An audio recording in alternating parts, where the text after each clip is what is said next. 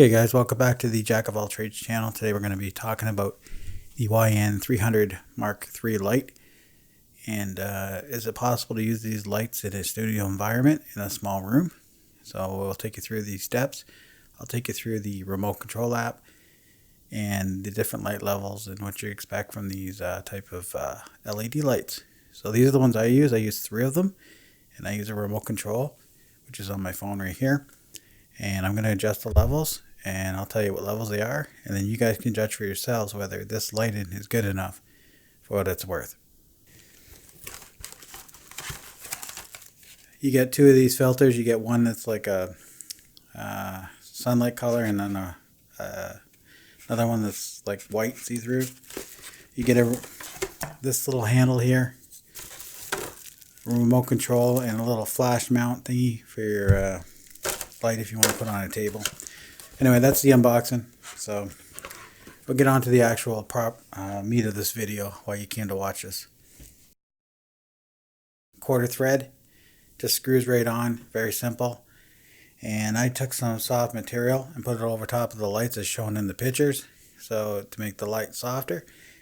The lights are the key light, which is right this direction right here, is about 4 feet from me. The fill light, which is over there, is about 4 feet from me at 45-degree angle, shooting down. Same on the other side. And the hair light is just right there. So it's less than a foot, and there's no diffuser material on the headlight.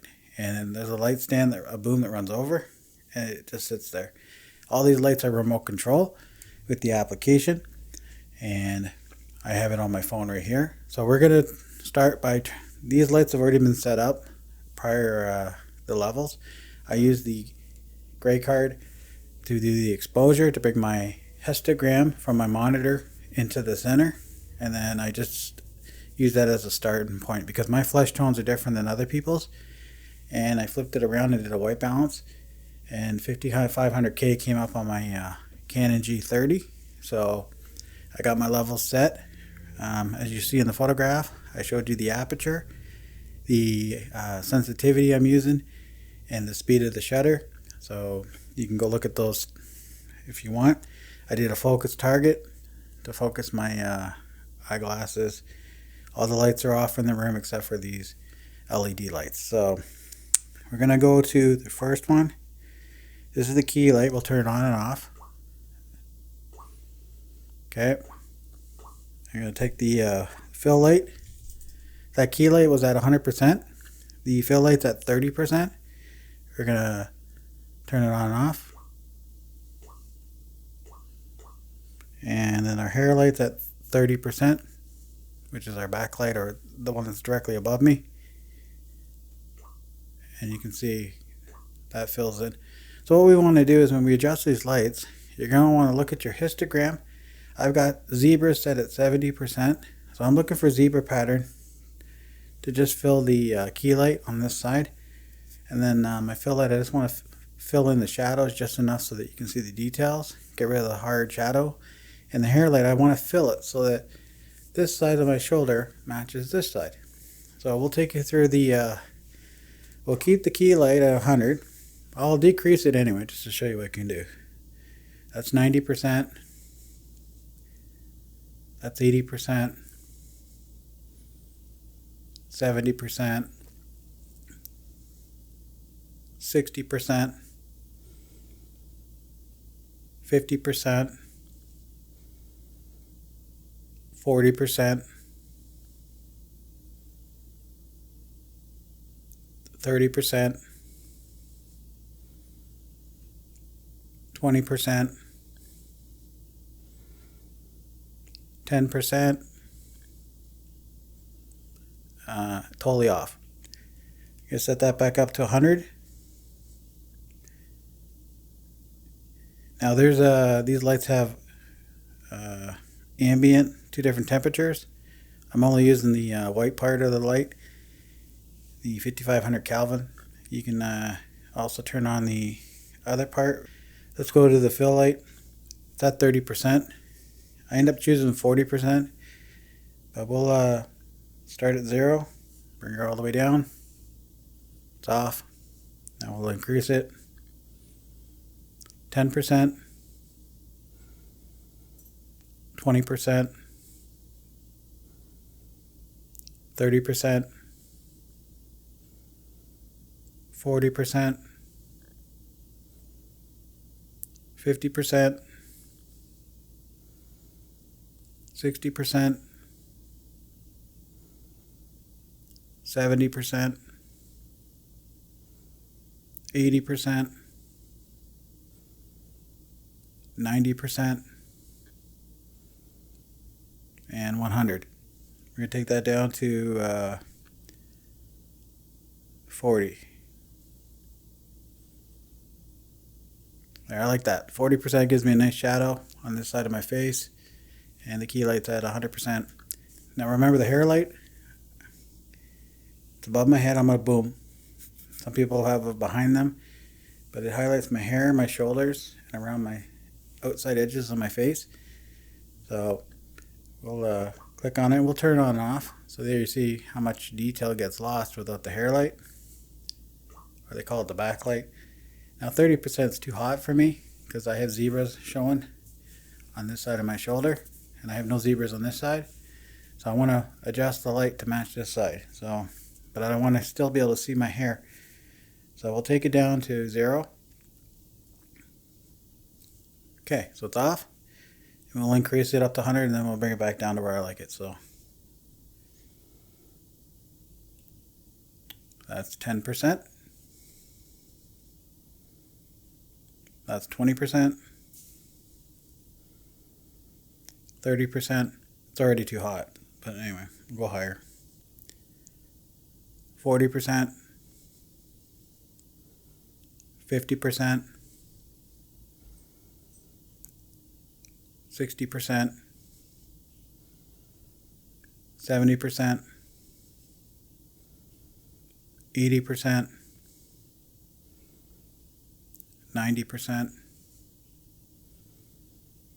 And 100%. So that's what it looks like with just the 5500 Kelvin. Let's go back down.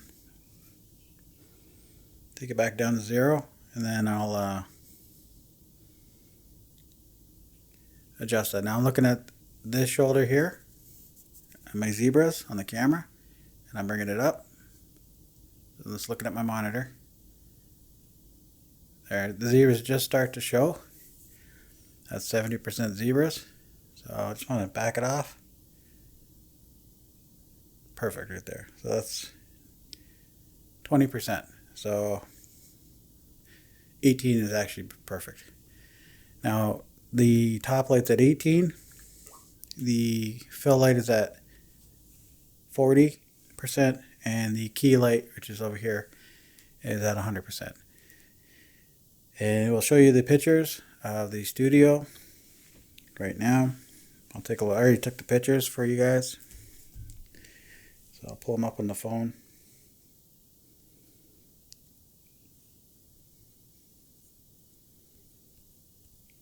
Okay, looking at the first picture is the camera screen, and it's set to f2.2 1/60th because I'm doing 30 frames per second on this recording.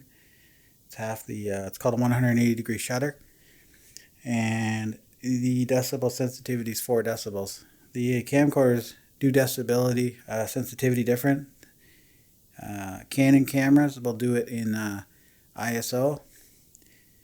These will do it in decibels. 4 decibels.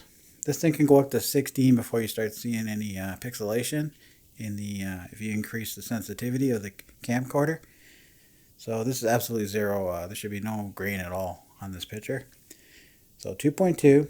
Now the aperture gives me very little distance between the camera lens. So if I move too close, I'll come out of focus, and I move too far away, I'll come out of focus. So my target is right here. The nose and my target are exactly lined up when I did the test. So as long as I stay within this zone, I'll stay in focus. So it's very simple. Let's go to the next picture. You'll see here, this is a far view. You can see my Canon G30 on the tripod with the monitor on top, and you can see the boom arm, which is runs right here like this over my head. I replaced the extension pieces. They were plastic. They came with my old Cowboy Studio kit. I bought the newer metal ones for the extension arm, and they work perfect. They're like heavy duty. This thing holds up without any sandbags or anything. So I got that boom running over my head, and you don't see it because it's just off frame. And the key light, which is over here, is 3-4 feet away, and I got some soft see-through material from my old soft boxes over top of the lights to give it more smoother light. And the fill light, which is over here, is the same distance, and they're 45 degrees up, so I don't get dark shadows in my eyes. Now if I look up, you'll see the reflections of my glasses, and I look up, you see the reflection. But as long as I'm looking at the camera, which I'm looking at right now, it gives me a little bit of room to move up and down without you guys seeing the reflections in the glasses. So I use this setup for the Bible video podcast. I have a black background. This has been adjusted so that you don't see the black background. When I'm talking, it's nice and dark, but you got all these lights. So let's look at another picture. This one here is you'll see the backdrop and the 3 lights. Very simple setup. And these lights are not heavy.